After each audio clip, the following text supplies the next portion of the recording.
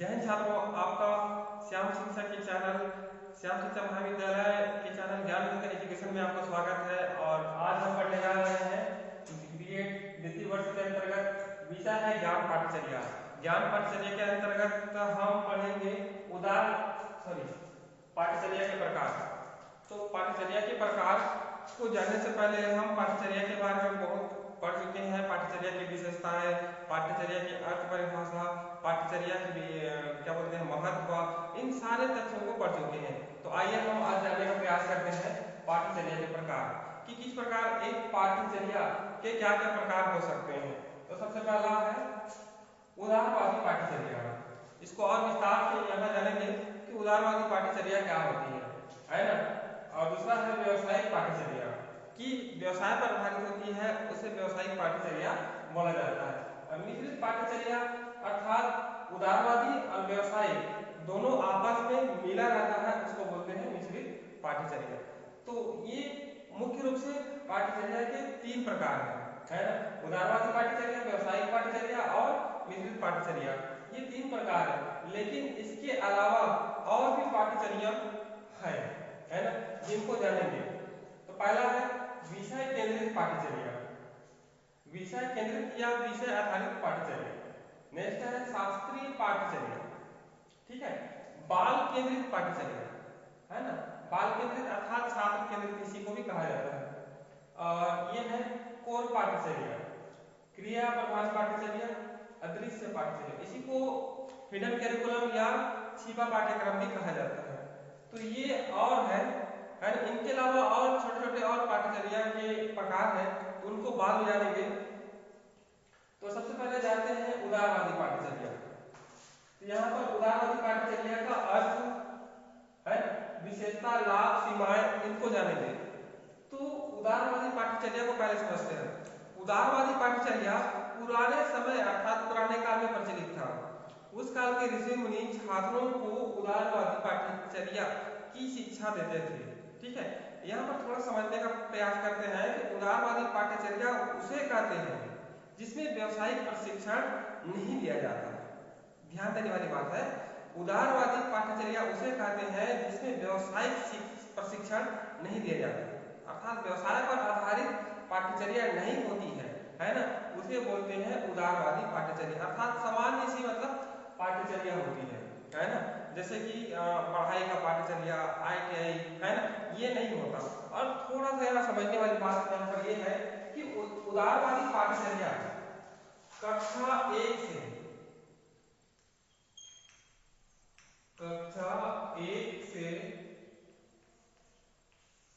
10वीं तक है ना, अर्थात 10 तक की कक्षा को हम उदारवादी पाठचर्या कह सकते हैं, है ना। क्योंकि कक्षा 1 और 10 तक की जो कक्षा है उसमें व्यवसायिक शिक्षा प्रदान नहीं की जाती, ठीक है, अर्थात व्यवसाय पर आधारित प्रशिक्षण नहीं दिया जाता। तो इस प्रकार हम कह सकते हैं कि कक्षा 1 और 10 की जो कक्षा है उसको उदारवादी पाठचर्या कहते हैं, ठीक है। उदारवादी पाठचर्या के अंतर्गत उनके अंतर्गत जो पाठ्यक्रम होते हैं उनको छात्र क्या करते हैं, पढ़ते हैं और शिक्षक उनको पढ़ाते हैं, उसमें व्यवसायिक प्रशिक्षण नहीं दिया जाता। इस प्रकार कह सकते हैं कि कक्षा 1 और 10 तक की कक्षा को हम उदारवादी कक्षा या उदारवादी पाठचर्या कह सकते हैं। इसके पहले और जानते हैं कि उदारवादी पाठचर्या की विशेषता को जानेंगे विस्तार से। इनके लाभ है, सीमाएं हैं। तो सबसे पहले जानते हैं विशेषताएं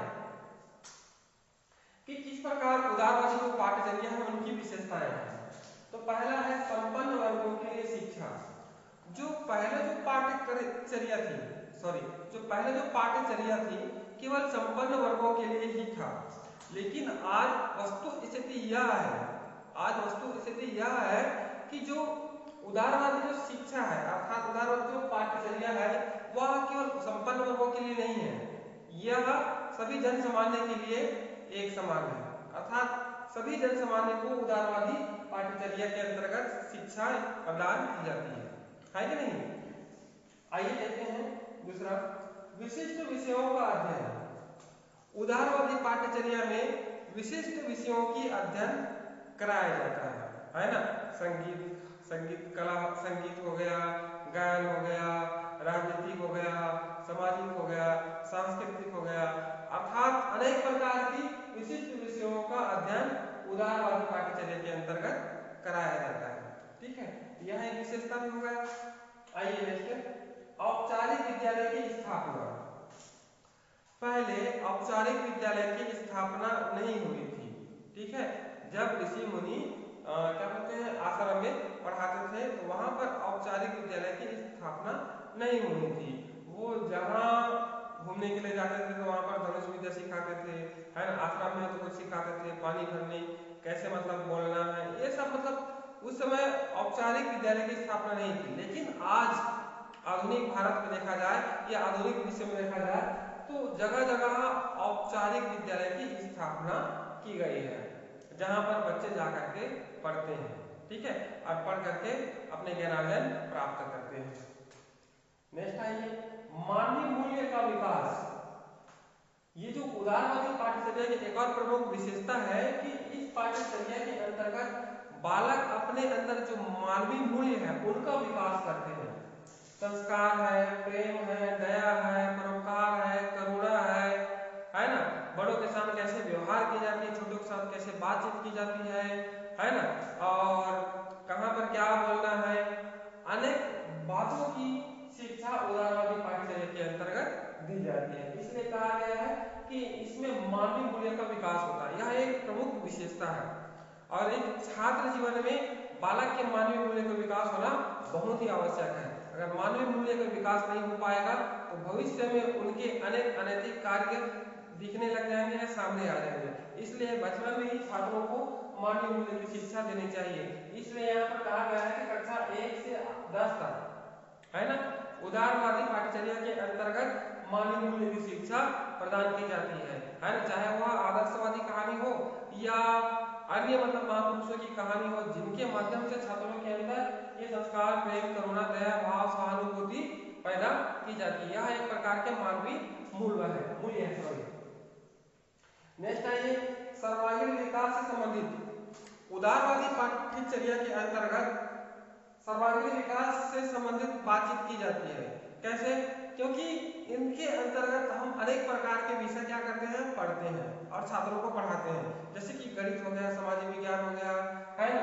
इस प्रकार अनेक प्रकार की क्या करते हैं हम विषय को पढ़ाते हैं, जिनसे उनके अंदर क्या होता है, सर्वांगीण विकास होता है। गणित पढ़ाते हैं, विज्ञान पढ़ाते हैं, सामाजिक विज्ञान पढ़ाते हैं, अंग्रेजी पढ़ाते हैं, हिंदी, है ना। तो इन सारे विषयों के माध्यम से छात्रों के अंदर सर्वांगीण विकास होना स्वाभाविक ही है। आइए नेक्स्ट आते हैं, सृजनात्मकता का विकास, है। तो सृजनात्मकता का विकास से तात्पर्य है कि बालक कैसे पढ़े, कैसे पाठ्यचर्या में ऐसे विषयों का समावेश हो जिनसे बालकों के अंदर सृजनात्मक शक्ति का विकास हो। तो इसके लिए तर्क, चिंतन, है ना, अधिक से अधिक कल्पना शक्ति का विकास हो, परिकल्पना कर सके, ऐसे ऐसे कोर्स अर्थात विषय को पाठ्यचर्या में शामिल किया जाए। शामिल करने से क्या होगा, उनके अंदर सृजनात्मक शक्ति का विकास होगा। वह सृजन कर पाएगा, वह कविता गढ़ पाएगा, वह कहानी गढ़ पाएगा, उपन्यास, एकांकी जो कुछ भी है, या किसी खोज के बारे में वह सृजनशील बन सकेगा। इसलिए उदारवादी पाठ्यचर्या में सृजनात्मक शक्ति का या सृजनात्मकता का विकास किया जाता है, जिनसे बालक की बुद्धि का सर्वांगीण विकास हो सके। नेक्स्ट आइए, जिज्ञासा का समाधान। जो जिज्ञासु है ना, जो जिज्ञासु है उनकी बुद्धि लब्धि अन्य छात्रों की अपेक्षा ज्यादा हुई होगा, क्योंकि यहाँ पर एक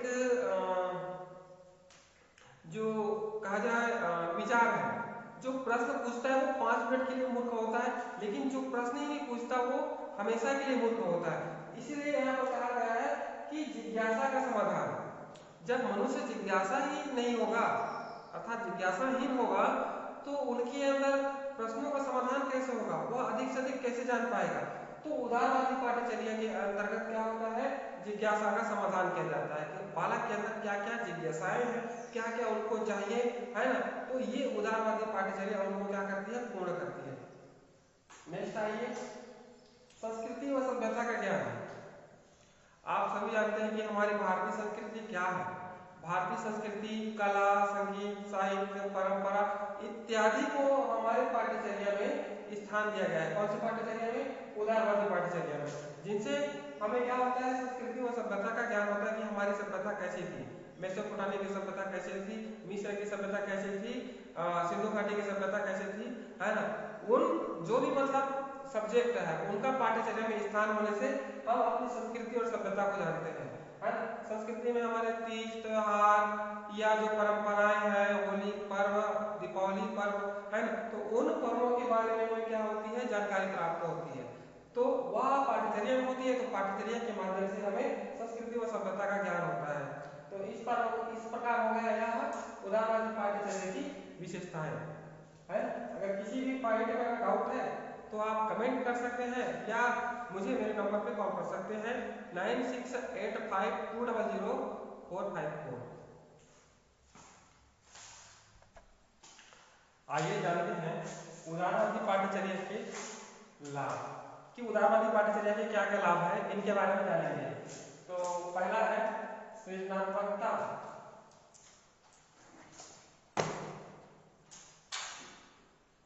सृजनात्मकता का विकास, अर्थात जो उदारवादी पाठ्यचर्या है इनके अंदर बालकों के अंदर सृजनात्मक शक्ति का विकास होता है, क्योंकि उनके अंतर्गत अनेक प्रकार के ऐसे सब्जेक्ट होते हैं जिनमें पाठ्यक्रम के अंतर्गत हम उन सृजनात्मक शक्तियों को क्या करते हैं, ग्रहण करते हैं और बच्चों को प्रदान करते हैं। इस प्रकार कह सकते हैं कि उदारवादी पाठ्यचर्या के अंतर्गत सृजनात्मकता का विकास होता है।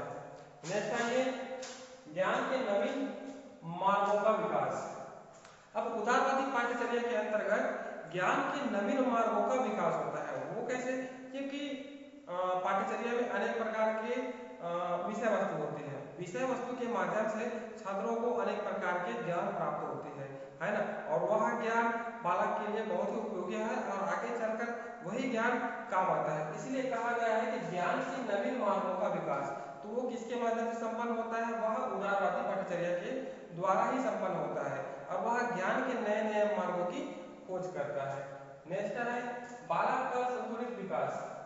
इनके अंतर्गत कहा गया है कि बालक के केवल एक पक्ष का विकास नहीं होता है बल्कि उनके सभी पक्षों का विकास होता है ना। उदारवादी पाठ्यचर्या के अंतर्गत बालक क्या करता है, उसमें वह अध्ययन करता है, अध्ययन करते करते करते उनके अंदर साहस, बुद्धि, ज्ञान, है ना, खेल इत्यादि में उनका क्या होता है, संतुलित विकास होता है। इस प्रकार कह सकते हैं कि बालक के केवल सभी एक पक्षों का विकास नहीं होता बल्कि सभी पक्षों का विकास होता है। नेक्स्ट आइए नैतिक व चारित्रिक विकास। इनके बारे में आप जानते ही हैं कि किस प्रकार उदारवादी पाठ्यचर्या के अंतर्गत नैतिक और चारित्रिक विकास होता है। जब पाठ्यचर्या निर्माण करते समय बालकों के नैतिक और चारित्रिक विकास को ध्यान में रखकर उन ऐसे पहलुओं को पाठ्यचर्या में स्थान दिया जाता है जिनसे छात्रों का नैतिक और चारित्रिक विकास हो सके, उनका चरित्र का विकास हो सके, वह कैसा मनुष्य बन सके, है ना, वह नैतिक मूल्यों प्राप्त कर सके, है ना, उनके अंदर सोच, समझ, ज्ञान, जिज्ञासा, दया, करुणा, शोक, है ना, इन सारे पहलुओं पर उनका ज्ञान प्राप्त हो सके। इसलिए कहा गया है कि उदारवादी पाठ्यचर्या के अंतर्गत नैतिक और चारित्रिक विकास होता है ना। यह लाभ हो गया। नेक्स्ट आइए बुद्धिजीवियों का निर्माण। उदारवादी पाठ्यचर्या के अंतर्गत जब बालक पाठ्यचर्या के अंतर्गत विषय वस्तु को पढ़ते हैं तो पढ़ते पढ़ते उनके अंतर्गत बुद्ध जीवों का निर्माण होता है। कहने का तात्पर्य है उनकी बुद्धि शक्ति बढ़ती है और आगे बढ़ते बढ़ते उनके अंदर एक बुद्धिजीव बन जाते हैं, अर्थात बहुत बुद्धिमान व्यक्ति बन जाते हैं और वह समाज के प्रति सोचते हैं, समाज के बारे में विचारते हैं, है ना, और समाज कैसा हो, हम अपने समाज को आगे कैसे ले जा सकते हैं, इस बारे में सोचते हैं। बहुत से ऐसे मतलब महान विचारक हुए जो ज्ञान की शक्ति पर ही आज अनेक प्रकार के अपने विचार दिए, अपने दर्शन दिए, है, अपना सुझाव दिए। तो इस प्रकार उदारवादी पाठ्यचर्या के द्वारा बुद्धिजीवियों का निर्माण होता है। ठीक है, आइए नेक्स्ट शिक्षा को व्यवसाय से पृथक। अब इसमें कहा गया है कि इसमें उदारवादी पाठ्यचर्या में क्या है, व्यवसायिक शिक्षा का कोई उद्देश्य नहीं है, कोई मतलब है ही नहीं है। अर्थात उदार पाठ्यचर्या में व्यवसायिक शिक्षा का नामो निशान नहीं है। इसलिए यहाँ पर कहा गया कि शिक्षा को व्यवसाय से पृथक करना, अर्थात जो छात्रों को शिक्षा देना है हम वही शिक्षा देंगे, लेकिन व्यवसाय पर आधारित शिक्षा नहीं देंगे। इसलिए यहाँ पर व्यवसाय को वहाँ पर अलग रख दिया है और शिक्षा को अलग रख दिया है और कहा गया है कि पहले मनुष्य अर्थात बालक शिक्षा प्राप्त करे, शिक्षा क्या है उनके बारे में जाने और शिक्षा के जो मूल उद्देश्य है ना, चारित्रिक विकास करना, नैतिक विकास करना, सामाजिक विकास करना, व्यक्तिगत विकास करना, यह जो उद्देश्य है उन उद्देश्यों की पूर्ति करता है। इसलिए कहा गया है कि शिक्षा को व्यवसाय से अलग किया गया है। नेक्स्ट आइए, बड़े वर्ग को शिक्षित करना सरल। अब आप सभी जानते हैं कि भारत एक ऐसा देश है जिसमें बड़े बड़े वर्ग के लोग रहते हैं, है ना। तो इस प्रकार कह सकते हैं कि जो बड़े वर्ग के लोग हैं उनको शिक्षित करना सरल है उदारवादी पाठ्यचर्या के अंतर्गत, है ना। अगर मान लीजिए हम व्यवसायिक शिक्षा देंगे, है ना, तो सभी को हम व्यवसायिक शिक्षा प्रदान नहीं कर पाएंगे। उदाहरण के लिए एक ITI केंद्र है ना। ITI केंद्र में मान लीजिए कोपा में 25 सीट है ना, और छत्तीसगढ़ में बहुत से ऐसे लोग हैं जो कोपा करना चाह रहे हैं, तो हम सभी व्यक्ति को व्यवसायिक शिक्षा नहीं दे सकते, लेकिन हम सभी को उदारवादी शिक्षा प्रदान कर सकते हैं। इसलिए यहाँ पर कहा गया है कि बड़े वर्ग को शिक्षित करना सरल है, ठीक है, बड़े वर्ग को शिक्षित करना सरल है। नेक्स्ट आइए, शिक्षकों के विशिष्ट प्रशिक्षण नहीं, मतलब शिक्षकों को विशिष्ट प्रशिक्षण की आवश्यकता नहीं। तो यहाँ पर कहा गया है कि शिक्षकों को कोई विशिष्ट प्रशिक्षण की आवश्यकता नहीं है। आज आप थोड़ा देखेंगे कि जो व्यवसायिक शिक्षा है उसमें व्यवसाय पर आधारित शिक्षकों को प्रशिक्षण दिया जाता है, तभी वह छात्रों को उनसे संबंधित प्रशिक्षण बच्चों को करवाता है। तो इस प्रकार कहा गया है कि उदारवादी जो पाठ्यचर्या है इनके अंतर्गत जो शिक्षक है उनको विशिष्ट प्रशिक्षण की आवश्यकता नहीं है, जो साधारण से प्रशिक्षण है वही प्रशिक्षण शिक्षकों को दिया जाता है। तो इस प्रकार यहाँ पर कहा गया है कि शिक्षकों की विशिष्ट प्रशिक्षण की कोई आवश्यकता नहीं है। नेक्स्ट आइए, शिक्षा का लोक व्यापीकरण। लोक व्यापीकरण का तात्पर्य है कि शिक्षा केवल एक व्यक्ति को न मिल करके भारत के सभी व्यक्तियों को मिले, ठीक है, भारत के सभी व्यक्ति को मिले। इस प्रकार उदारवादी पाठ्यचर्या का एक और लाभ यह है कि उदारवादी पाठ्यचर्या के अंतर्गत हम भारत के सभी व्यक्तियों को शिक्षा प्रदान कर सकते हैं। इसलिए यहाँ पर कहा गया शिक्षा का लोक व्यापीकरण, है ना। थोड़ा सा उदाहरण की ओर चलते हैं। लॉर्ड मैकाले ने कहा है कि भारत एक विशाल देश है, भारत एक विशाल देश है, हम जन सामान्य को शिक्षा नहीं दे सकते क्योंकि बहुत बड़ा देश है ना, जन सामान्य को शिक्षा नहीं दे सकते। इसलिए उन्होंने कहा था कि हम उच्च वर्गों को शिक्षा देंगे, लेकिन उदारवादी पाठ्यचर्या के अंतर्गत यह कहा गया है, यह लाभ है कि शिक्षा का लोक व्यापीकरण, अर्थात शिक्षा जन सामान्य तक मिले, अर्थात कोने कोने तक पहुंचे, है ना, कोई छूट ना पाए, है ना, जिससे क्या हो सभी मतलब ज्ञान की वृद्धि कर सके, अपने आर्थिक स्तर को सुधार सके, सोच सके, चिंतन कर सके। इसलिए उदारवादी पाठ्यचर्या के अंतर्गत शिक्षा का लोक व्यापीकरण करने की बात कही है और लोक व्यापीकरण से जन सामान्य को शिक्षा प्राप्त होगा, जिनसे क्या बोलते हैं देश को लाभ होगा और राष्ट्र की जो क्या कहा जाए जो अन्य देशों की अपेक्षा हमारा राष्ट्र सुदृढ़ और मजबूत होगा, इसीलिए लोक व्यापीकरण की बात कही है। अब आते हैं उदारवादी पाठ्यचर्या की सीमाएं, ठीक है, कि उदारवादी पाठ्यचर्या की क्या क्या सीमाएं हैं, मतलब किस सीमा तक वह सही है, किस सीमा तक गलत है, इसके बारे में जानते हैं। तो सबसे पहले व्यावसायिक कौशल का अभाव। इसलिए व्यावसायिक कौशल का अभाव देखा जाता है क्योंकि उदारवादी पाठ्यचर्या में व्यावसायिक प्रशिक्षण नहीं दिया जाता, इसलिए व्यावसायिक कौशल का अभाव देखा जाता है, अर्थात व्यवसाय से संबंधित कोई कौशल उदारवादी पाठ्यचर्या के अंतर्गत प्रदान नहीं किया जाता। तो ये हो गया व्यावसायिक कौशल का अभाव, स्पष्ट रूप से देखा जाएगा, स्वाभाविक सी बात है। नेक्स्ट आइए, शिक्षित बेरोजगारी में वृद्धि। अब थोड़ा सा ध्यान दीजिए, 1 से लेकर हम 10 तक पढ़ रहे हैं, है ना, वहाँ क्या है, व्यावसायिक शिक्षा है ही नहीं है, व्यावसायिक शिक्षा है ही नहीं है ना। उसके बाद हम 11वीं पढ़ते हैं, 12वीं पढ़ते हैं, कॉलेज भी करते हैं और पीजी भी करते हैं, पोस्ट ग्रेजुएशन करते हैं। ये सब पढ़ करके हम क्या हो रहे हैं, शिक्षित बेरोजगारी तो हो रहे हैं, है ना, शिक्षित बेरोजगार तो हो रहे हैं। कहने का तात्पर्य क्या होगा, व्यवसायिक शिक्षा प्राप्त नहीं करेंगे तो उस व्यवसाय से संबंधित हम ज्ञान या नौकरी कैसे प्राप्त करेंगे। इसीलिए यहाँ पर कहा गया है कि उदारवादी पाठ्यचर्या की एक सीमाएं हैं जिनके अंतर्गत जो पढ़ लिख करके क्या हो रहे हैं, शिक्षित बेरोजगारी में वृद्धि हो रहा है या हो ही रहे हैं। इसके पहले महात्मा गांधी जी ने कहा है कि पाठ्यचर्या में, उदारवादी पाठ्यचर्या में व्यवसायिक शिक्षा को भी डाला जाए। उन्होंने अपना शिक्षा के क्षेत्र में सुझाव दिया था, उनको बोलते हैं, चलिए छोड़िए, है ना, तो उनके तहत वह सुझाव दिया था कि कुछ व्यवसाय पर आधारित पाठ्यक्रम में डाला जाए जिससे छात्रों को रोजगार प्राप्त हो, कुटीर उद्योग हो, हाथों का कसरत हो, है ना, पैरों का कसरत हो, ऐसे मतलब विषयों को पाठ्यचर्या में स्थान दिया जाए। इस प्रकार से महात्मा गांधी जी ने कहा था। आइए नेक्स्ट, सिद्धांत एवं व्यवहार में अंतर। ठीक है, सिद्धांत अर्थात नियम हो गया, व्यवहार अर्थात जो हम करते हैं, है ना। तो जो उदारवादी शिक्षा है वह सिद्धांत पर निर्धारित है, आधारित है। उदारवादी शिक्षा है वह सिद्धांत पर आधारित है, इसलिए आधारित है क्योंकि उसमें नियम होते हैं, और जो व्यवसायिक शिक्षा है वह व्यवहार पर आधारित है, हम करने पर बल देते हैं, अर्थात करके शिक्षा प्राप्त करते हैं, है ना। तो इस प्रकार दोनों में अंतर देखा गया है, सिद्धांत और व्यवहार में अंतर देखा गया है, इसलिए यह उदारवादी पाठ्यचर्या की एक और सीमाएं अर्थात माइनस पॉइंट है। नेक्स्ट आते हैं बोझिल पाठ्यचर्या।